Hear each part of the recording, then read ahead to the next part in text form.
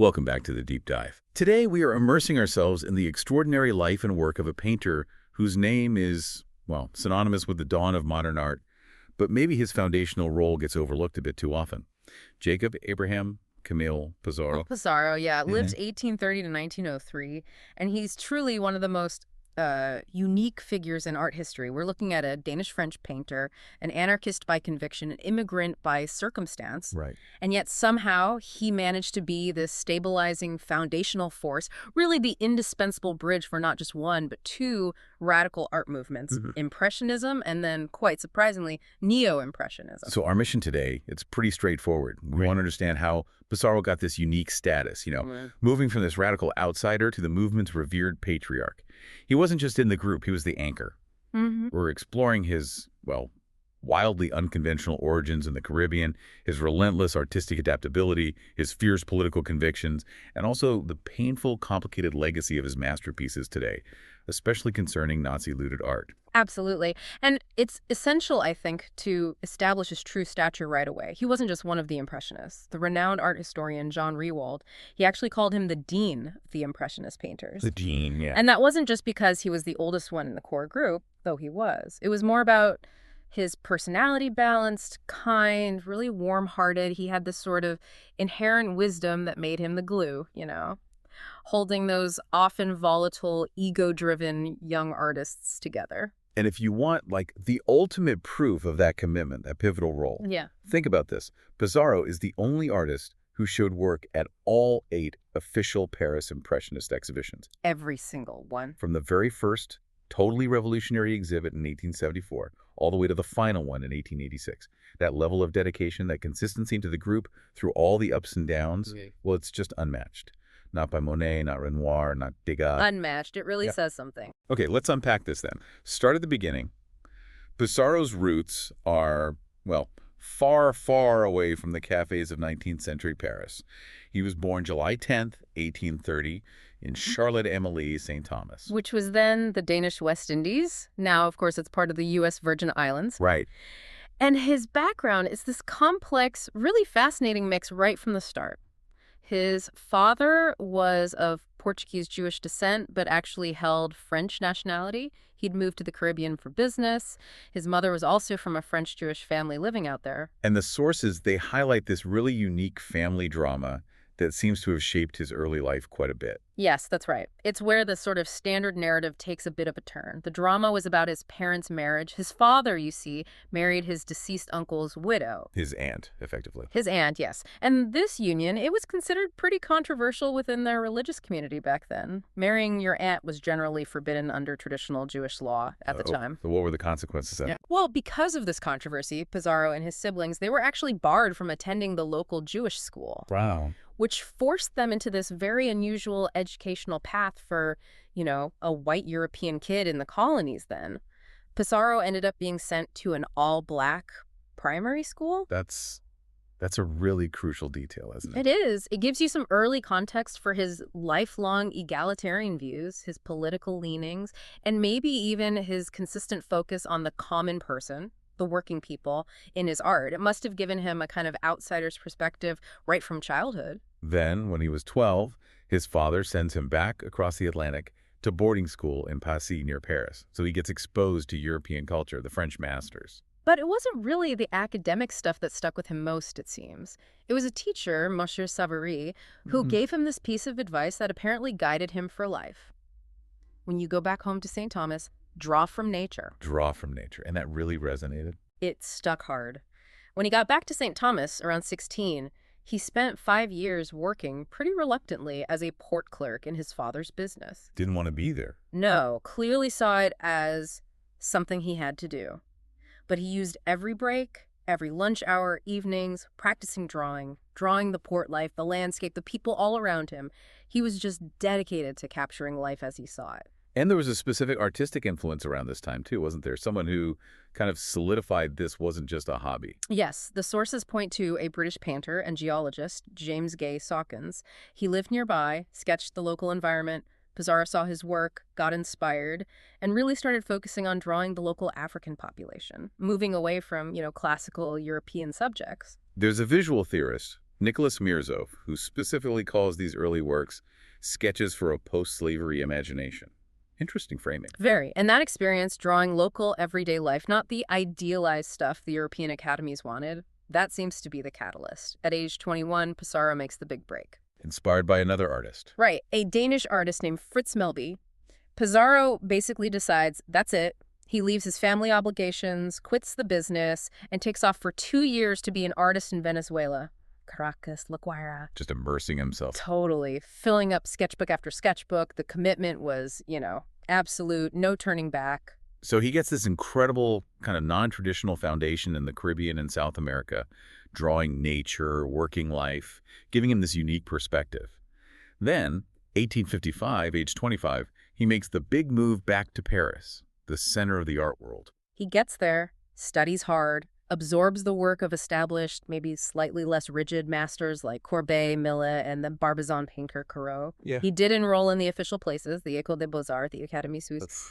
But, like so many future revolutionaries, he quickly found the formal, rigid teaching methods stifling. That's the word John Rewald uses. Yeah. He wasn't interested in idealized forms. He wanted truth. And this is where Corot becomes important, at least initially. Exactly. Pissarro sought him out directly for instruction. They shared this deep love of rural scenes painted directly from nature, that whole plein air technique. Pissarro saw Corot's work, and Courbet's too, as powerful statements of pictorial truth. Did Corot help him? Oh, yes. Corot was apparently quite generous. Gave him advice, taught him about balancing the canvas, work at the same time upon sky, water, branches, ground, keep everything going equally. But there was a disagreement eventually, right? A split. There was, a philosophical and technical one. Corot, like most painters then, would use his outdoor sketches as studies, but he'd finish the actual paintings or rework them heavily back in the studio. Standard practice. Right. But Pissarro, he insisted on finishing his paintings outdoors, often in one sitting, trying to capture that raw, immediate feeling of the moment. That visual truth, unrevised. And that didn't go down well. No. That immediacy, that insistence on, let's say, unpolished reality, it was highly controversial in Paris. The critics, well, they pretty much hated it. Why? What was the specific criticism? His work was sometimes called vulgar, aesthetically vulgar, because he painted the unglamorous stuff the academic masters carefully left out. Like what? Like the actual landscape. The rutted and edged hodgepodge of bushes, mounds of earth, and trees in various stages of development. He showed the mud, the messiness, the imperfection. Which is the opposite of what art was supposed to do back then. Exactly. Art was meant to elevate, to idealize. Pissarro was showing reality, warts and all. It's pretty striking, isn't it, that his insistence on unadulterated reality, which you can trace right back to his Caribbean beginnings, immediately puts him at odds with the establishment. And becomes the very foundation for his path towards Impressionism. It defined him as the group's truth teller, in a way. Okay, so that friction with the salon establishment is really what starts to bring the Impressionists together, right? Precisely. While he was studying at the Académie Suisse, which was a free school, Pissarro started connecting with these younger artists who were just as frustrated. People like Claude Monet, the famously difficult Paul Cézanne. And Armand Guillaumin, too. And Guillaumin, yes. And Pissarro's role as this sort of spiritual leader, it started early, especially with Cézanne. Cézanne's early stuff was wild, unrefined. Mocked, wasn't it? Routinely mocked by the public and critics. But Pissarro, he offered him genuine, crucial encouragement. Rewald's notes Cézanne never forgot the sympathy and understanding Pissarro gave him back then. That bond must have been incredibly important for Cézanne. Oh, huge. Cézanne later said Pissarro was a father for me, a man to consult, and a little like the good Lord. Imagine hearing that from the experienced Pissarro when everyone else is laughing at your work. It speaks volumes about Pissarro's character, patient, generous. So their shared frustration with the salon, it boils over with the famous Salon de Refusé in 1863. Right. The official salon jury rejected almost everything submitted by these future Impressionists. So Emperor Napoleon III, perhaps surprisingly, creates this separate exhibition hall for the rejects, the Salon of the Refused. A big moment. The first major public challenge to state-controlled art. Absolutely. Even though the show itself was mostly met with hostility, ridicule from the public, it was pivotal. And interestingly, in that first Refusé show, from that core group, it was only Pissarro and Cézanne who actually had works included. Solidifying them as the earliest rebels, in a way. Yes. Yeah. And that failure to get official approval, it just strengthened their resolve that they needed total independence. You see Pissarro make his own Declaration of Artistic Freedom a few years later, in 1868. How so? In the official Salon catalog for that year, he deliberately stops listing Corot or Melby as his influences. He's basically saying, I stand on my own now. This is my style. Did people notice? Oh, yeah. Critics like Émile Zola certainly did. Zola recognized this independence, praised him, called him one of the 3 or 4 true painters of this day. What's fascinating here is how Pissarro then goes from being this rebellious painter to actually organizing the movement. That's the crucial next step. He realized just complaining wasn't enough. They needed their own system. Pissarro was the one really pushing the group towards setting up a dedicated, independent alternative to the Salon.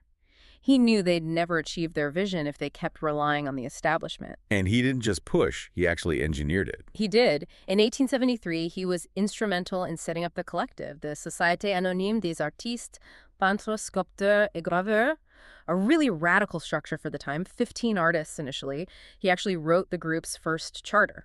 Contemporaries called him the pivotal figure, holding them all together, navigating all those different artistic temperaments. What was so radical about the structure itself? Well, it was anonymous Société Anonyme, meaning the state couldn't easily interfere. It was designed to be anti-establishment, self-sufficient.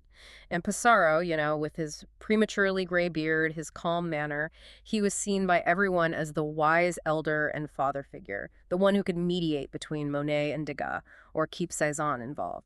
And this collective then launches the big one, the 1874 First Impressionist exhibition, which famously got its name from a critique of a Monet painting in that show. Exactly. And it didn't just meet resistance, it shocked and horrified the critics and the public. They were used to highly polished, traditional scenes, religious, historical, mythological. So let's break down why it was so revolutionary. The sources point to 3 main areas of criticism, right? Yes. First, the subject matter.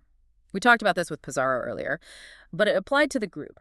The scenes were considered vulgar, commonplace. Because they painted what? Muddy roads? Muddy roads, factories, dirty riverbanks, just scenes of everyday workers, peasants, the unfiltered reality of modern life, not some idealized past or myth. Okay, second area, the technique. Right. The paintings looked sketchy, incomplete to eyes used to salon smoothness. Impressionists used visible brushwork, often applied paint wet on wet. They tried to finish a work quickly in one sitting to capture that fleeting moment of light. Which is the total opposite of traditional methods. Completely. Salon paintings took weeks, layers, drying, glazing, aiming for that smooth, invisible finish. To critics, Pissarro and the others looked like amateurs showing unfinished sketches. It felt like an insult to craftsmanship, to the hard work that defined proper art. And the third big criticism, color use. This was maybe the most radical part. They were applying new ideas about optics, painting shadows not just with black or gray, but with the reflected light of things around them, using blues, purples, even oranges in shadows. Breaking all the academic rules of modeling and shading. Totally breaking the rules taught in every academy. It looked unnatural, jarring to conventional viewers. So Pissarro's commitment to capturing this observed reality, even the ugly bits, Yeah? it was central to the whole Impressionist revolution. Absolutely. Journalist Octave Mirbeau wrote that Pissarro has been a revolutionary through the revitalized working methods with which he has endowed painting. His goal, as Rewald put it, was to be an objective chronicler, showing peasants without any pose in their habitual surroundings, just unvarnished truth. But this crucial period, this revolution, it gets violently interrupted, doesn't it? By the Franco-Prussian War of 1870-71. Yes. A major disruption. Pissarro, because he only held Danish nationality, couldn't join the French army, so he had to move his family for safety. They went to Norwood, near London. Which is then just a village on the edge of the city. Right. But those London years, despite the upheaval, were surprisingly important professionally. It's there he connects with Paul Durand-Ruel, The dealer who would become his main long-term supporter, finally a reliable way to sell his work. He also met up with Monet, who was also in London as a refugee. And they went gallery hopping. They did. Visited London galleries, saw the work of British landscape painters like John Constable and J.M.W. Turner, and seeing that energy, that light and atmosphere in their open-air paintings, it just confirmed for Pissarro and Monet that this was the way forward, capturing transient effects from nature. But the personal cost of the war when he got back to France. Yeah. It was devastating.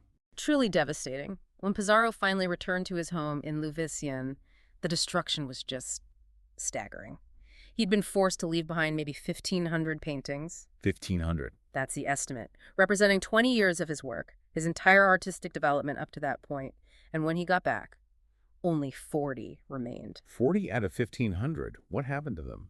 The soldiers occupying the area had used them. Well, reports say they often used the canvases as floor mats outside in the mud to clean their boots. Oh my God. That's horrific. Just unimaginable. 2 decades of work literally trampled into the mud. It's an almost unbelievable level of destruction. Think about the loss not just for him, but for art history. How did he even cope with that? And what does it mean for how we understand his development? It's hard to fathom the personal blow, but historically, it creates this huge, painful gap. Historians suggest those lost works document the birth of Impressionism, the crucial pieces showing his transition from Corot's student to Impressionist leader.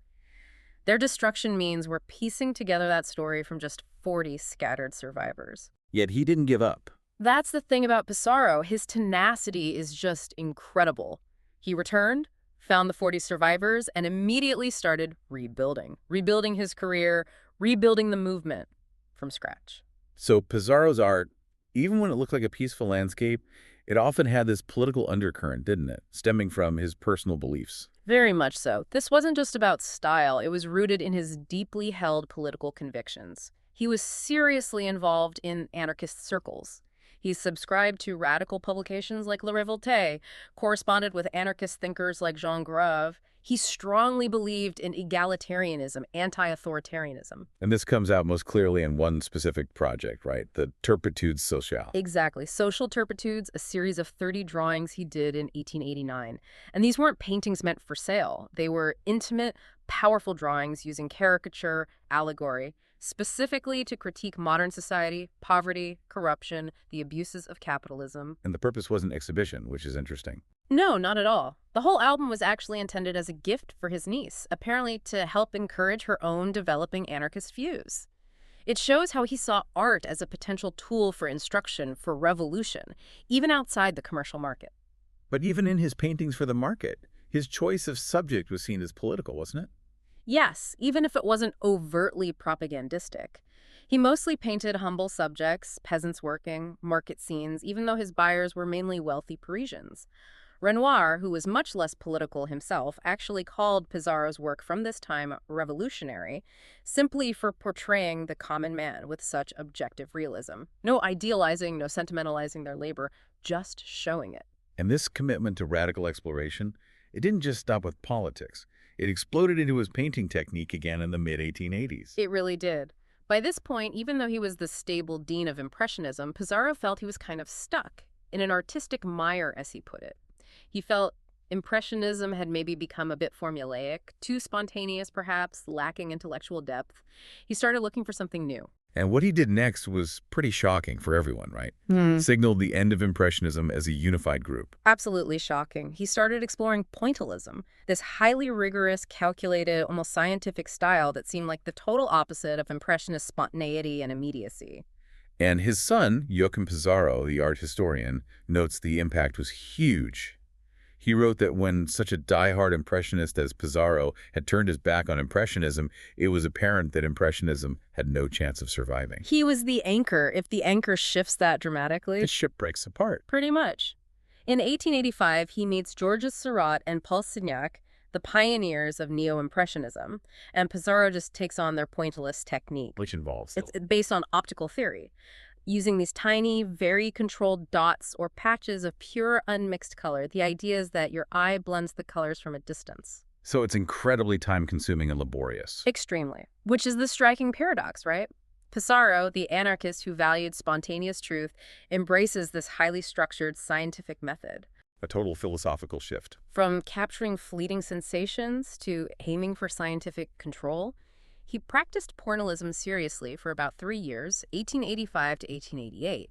He even exhibited these works alongside Seurat and Signac in a separate section at the final Impressionist exhibition in 1886. How did people react to Pissarro doing this? Critics were amazed, really. They noted his extraordinary capacity to change his art, revise his position, and take on new challenges. He was literally the only artist who went from Impressionism to Neo-Impressionism. Did he try to justify it? He did. He tried to explain it to his friends as a phase in the logical march of Impressionism, but you get the sense his heart wasn't fully in it long term. He was, at his core, that truth seeker. And eventually he abandoned it. He did. He found the strict system too academic, too restrictive in the end. He was very clear why he left it. He called it impossible to be true to my sensations and consequently to render life and movement. Impossible to be faithful to the effects, so random and so admirable, of nature. It sacrificed the soul of the moment for the structure of the science, basically. But that period wasn't wasted, was it? Did it change his later work when he went back? Not at all wasted. When he returned to a more impressionistic style, sources note his work actually gained something. It became more subtle, his color scheme more refined, his drawing firmer. He absorbed the discipline, the structure, without losing the spontaneity. He integrated it. And his stature, even after this detour, remained huge. People still looked up to him. Immense. His contemporaries kept seeking him out. They universally called him Père Pissarro, Father Pissarro, still the wise counsel of modern art. He was an incredible mentor, wasn't he, to the next generation? Unparalleled, provided validation, technical advice. Let's just look at 3 major figures he influenced. Paul Gauguin, notoriously difficult, studied under him. Gauguin called Pissarro a force with which future artists would have to reckon. And even later, when they'd grown apart, Gauguin wrote, "He was one of my masters, and I do not deny him." High praise from Gauguin. Indeed. Then there's Mary Cassatt, the American Impressionist, a major force herself. She was absolutely effusive about him. Described him as a teacher that could have taught the stones to draw correctly. Wow. And even Vincent van Gogh. Though he never formally studied with Pissarro, they corresponded. Pissarro helped explain his ideas about finding and expressing light and color. Ideas Van Gogh clearly absorbed and used in his own revolutionary way. Then, in his later years, Pissarro faced another challenge, a physical one. Yes, sadly. He suffered from this recurring, painful eye infection. It meant he couldn't work outdoors much, except in warm weather. So another forced adaptation. Exactly. Just like the Franco-Prussian War forced a change, this disability did too. Confined indoors, he couldn't paint the fields and forests anymore, so he turned his gaze outward from windows. Painting cityscapes. Urban scenes, yes. He started painting from hotel rooms, apartments, traveled around northern France, Rouen, Paris, Le Havre, Dieppe. He often chose upper floors to get these broad, sweeping views of the city below. That's how we get those famous, really expansive series like the Boulevard Montmartre paintings. It's amazing. His genius just kept finding ways to adapt, to find new subjects, new beauty, despite huge limitations. It really defines him, resilience and adaptation. Pissarro's personal legacy is also quite remarkable, isn't it? Starting with his family, he created this artistic dynasty. He really did. Camille and his wife, Julie Vallée, they finally married in 1871. After being together for years, they had 7 children, and amazingly, 6 of them became dedicated painters themselves. 6 out of 7. Ensuring the Pissarro name would keep shaping European art for generations.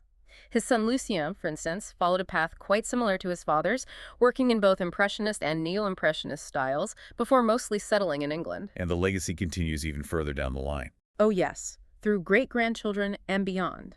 You have Hugues Claude Pissarro, who painted President Eisenhower's portrait, and his great-grandson Joachim Pissarro, who we mentioned earlier, became a head curator at MoMA. So the family's impact isn't just in making art, but also in shaping how we understand modern art. But there's another side to his modern legacy, something much more sobering and really vital to understanding his place today. The way his life's work, built on integrity and truth, is now tangled up with one of the darkest chapters of the 20th century, the history of Nazi-looted art, spoliation. Yes, this is a critical and unavoidable part of his story now. Starting in the early 1930s, Jewish art owners across Europe were systematically targeted. They were often forced to sell masterpieces for almost nothing because of anti-Jewish laws, or worse, had them violently seized by Nazi looting organizations like the ERR. And Pissarro's works being valuable Impressionist pieces. They were prime targets, highly valuable, highly collectible. As a result, several of his most important paintings are now, or have been, the subject of these incredibly complex, often heartbreaking, international legal battles. We need to look at some of these cases, impartially, of course, because they really highlight the human cost embedded in these beautiful objects. Let's start with Shepherdess bringing home the sheep. Right. A long-running case. This painting was brutally looted from its Jewish owners, Yvonne and Roel Meyer, in occupied France in 1941. And the legal battle involved a major U.S. university. Yes, the University of Oklahoma. The fight was protracted, highly publicized. The eventual outcome was this very controversial split custody agreement. The painting basically has to shuttle back and forth between the Musée d'Orsay in Paris and the museum in Oklahoma every 3 years. Which doesn't sound like true restitution. Well, the survivor, Leonie Noel Meyer, certainly didn't think so. She spent decades fighting for it. She challenged that split accord, arguing it wasn't real ownership. But sadly, the sources say she was ultimately forced to abandon her legal fight to get full ownership back because the courts threatened her with heavy financial penalties if she continued the litigation. Just tragic. What's another example? Picking peas, or La Cuillette. This piece was looted from a Jewish businessman, Simon Bauer, in 1943 by the Vichy regime in France, along with 92 other artworks from his collection. Bauer died before he could recover them, and his family has been searching for the collection, including the Pissarro, for decades as a matter of moral imperative. And Seurat and Plowman. Another deeply tragic case, owned by Dr. Henry Hinrichsen, a prominent Jewish music publisher in Germany. He was forced to give up the painting in 1940 under extreme duress. He was later deported and murdered in Auschwitz in 1942. As you said, these aren't just paintings. They're witnesses to history, to genocide. Precisely. And perhaps the most high-profile example, certainly in terms of market value, is Le Boulevard de Montmartre, Matinée de Printemps. The one from the later Cityscape series. Yes. It was owned by Max Silberberg, a major German Jewish industrialist and renowned collector. His entire collection was seized, sold off in a forced auction. He and his wife were also murdered at Auschwitz. So, after the war, where did these looted masterpieces end up? All over the world. In museums, major private collections. Often their troubled past was deliberately hidden with false provenances, fake ownership histories. Or sometimes institutions acquired them decades later in good faith, unaware of the looting, which creates complex legal defenses today. And the legal battles to get them back are still ongoing. Absolutely. It often pits the moral rights of the heirs of the original owners against the legal claims of current holders who might have bought the art legally many years later. It's incredibly difficult. You mentioned the Russin Honoré case. Yes, that involved a Pissarro found in the Museo Thyssen-Bornemisza in Madrid. The lawsuit was filed in Los Angeles, but the U.S. court eventually ruled in favor of the Museum Foundation based on Spanish property law. It highlights just how hard legal recovery can be across different jurisdictions. And sometimes, even when restitution happens, it's complicated. It can be. In 2021, Berlin's Alte National Gallery returned a square in La Roche-Guyon to the heirs of Armand d'Orville, a French Jewish collector persecuted by the Nazis. A victory for the heirs. But then the museum immediately bought the painting back from them. So it stayed in the museum. It stayed in the public collection, which shows this modern tension, balancing the moral duty to return stolen property with the desire of nations and museums to keep important artworks accessible to the public. It's a constant negotiation. What's truly staggering, though, is the contrast between Pissarro's own life and the value of his work now. Oh, it's night and day. During his lifetime, he sold very few paintings. He really struggled financially well into his 60s. His anarchist politics probably didn't help him with wealthy buyers either. Yet today. Today, his commitment to truth, light, and technique commands astronomical sums. He's firmly in the top tier of Impressionist masters. In 2007, his Les Trois Saisons, the Four Seasons, sold for $14.6 million. And that looted painting, the Boulevard Montmartre. In 2014, the Boulevard Montmartre, Matinée de Printemps, the one seized from Max Silberberg, set a huge auction record for Pissarro. It sold for nearly 20 million pounds. 20 million pounds. The market now places immense value on the very things the salon once dismissed as vulgar. Hashtag tag outro. So if we step back and think about Camille Pissarro's life and work, what do we see? I think we see this indispensable unifying figure, the pivotal anchor who really held the Impressionists together through thick and thin. He was uniquely that essential bridge, not just within Impressionism, but into Neo-Impressionism, and just a tireless experimentalist who always valued representing authentic truth over getting academic approval or achieving commercial success. And his background, those profoundly unconventional origins coming from the Caribbean diaspora, navigating religious exclusion, later embracing anarchism, it all seems to have informed his artistic viewpoint, didn't it? Absolutely. It fueled his commitment to documenting the unvarnished reality of the common person. He painted revolution and stability, often in the same brushstroke, throughout his life, and often at immense personal cost, culminating in that horrific loss of 1,500 paintings. He was a man of, well, immense personal and artistic integrity, yet he died having sold very little, struggled financially. And today, his paintings are rightly seen as world masterpieces. They command these record-breaking prices, but so many of them now carry this indelible, painful history of Nazi theft, a history of profound moral injury that, once you know it, you can't unsee it. Which leaves us, and you, with a necessary, maybe uncomfortable thought to consider. How does our modern appreciation, our soaring financial valuation of an artist's technical genius and beauty, how does that balance against the immense moral weight of a painting's provenance? The human cost that's embedded deep within its history. Pissarro's work, perhaps more than any other Impressionist masters, really forces us to confront that difficult intersection. The fact that profound beauty and deep tragedy are often inextricably, painfully linked in the story of art.